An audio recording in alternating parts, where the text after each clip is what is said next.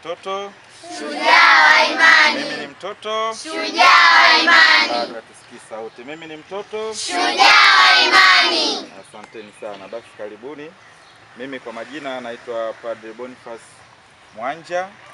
Ni miongoni mwa watoto mashujaa wa imani, na siku hii ya leo tunapenda kutambulisha utume wa mashujaa wa imani ambao unafanyika katika jimbo la Ifakara na katika parokia mbalimbali, hasa kiini chenyewe cha parokia ambayo watoto wameweza kufanikiwa zaidi kutambulisha utume huu wa mashujaa wa imani ni kutoka parokia ya Lungongole. Lakini sasa parokia Mtakatifu Andrea Ifakara pia tumekuwa tuna watoto wa kutosha kuhusu utume huu ambao ni msingi sana katika maisha na makuzi ya watoto katika kulijua neno la Mungu na maadili ya Mungu kwa watoto, maadili ya kanisa kwa wanafamilia ya Mungu, hasa kadiri wanavyoendelea kukua. Na hivyo watu wanaweza wakajiuliza, kwa sababu ni utume mgeni maeneo mengi, kwamba mashujaa wa imani ni kitu gani? Mashujaa wa imani ni utume ambao unaenda kuleta chachu ndani ya kanisa katika kuwafanya watoto ndani ya kanisa, watoto wa Mungu, kulijua neno la Mungu vizuri, kulijua kanisa vizuri, historia yake, na kujua mambo mengi ya kanisa. Na hivyo tumeweza kukusanya watoto katika rika mbalimbali, wadogo kabisa na hata wale wakubwa na wengine ambao wameanza sekondari, waweze wote kwa pamoja kuimarika katika maisha ya kikanisa. Mnaweza mkaona hapa tulivyokusanyika.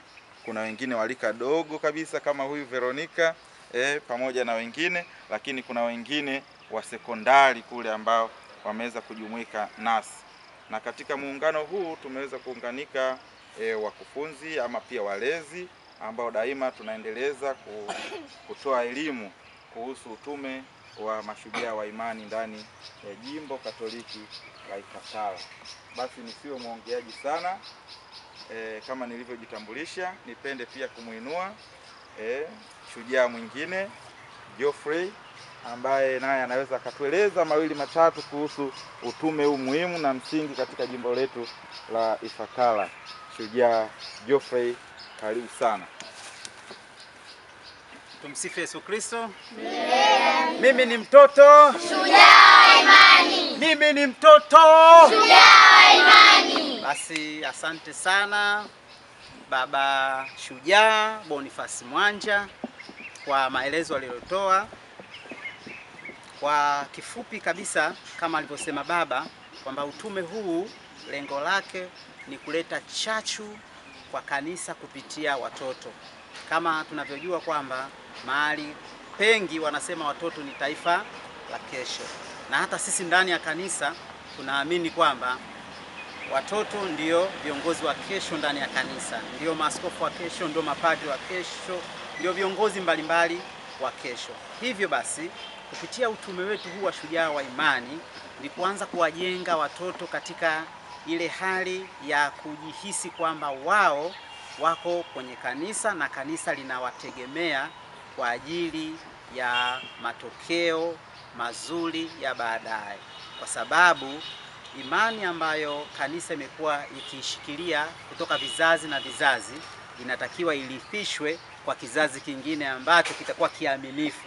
Hivyo basi sisi tunawaandaa watoto ili kiwe kizazi aminifu kitakachopokea imani ambayo kanisa imekuwa ikilinda kwa zaidi ya miaka 2000 sasa na kupeleka kwa kizazi kingine. Na ndio maana sasa kuna andiko moja kutoka kwenye Biblia takatifu ambalo sisi mashujaa wa imani limekuwa kama vile ndio bendera yetu, kama vile kauli mbiu yetu, kama vile ndio neno letu la kututia moyo.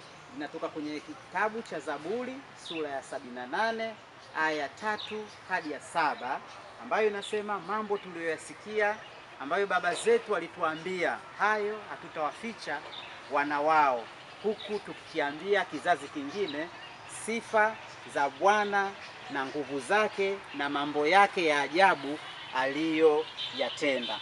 Hivyo sisi kazi yetu tutakuwa tunalizishana kizazi baada ya kizazi. Utume huu tutamwandaa huyu na huyu alioandaliwa atamwandaa mwingine. Kwa hiyo tutakuwa tunaenda hivi kizazi baada ya kizazi baada ya kizazi baada ya kizazi. Kwa hiyo kanisa litazidi kusimama na kanisa litazidi kusonga mbele. Mimi ni mtoto shujaa wa imani. Tumsifu Yesu Kristo. Milele amina.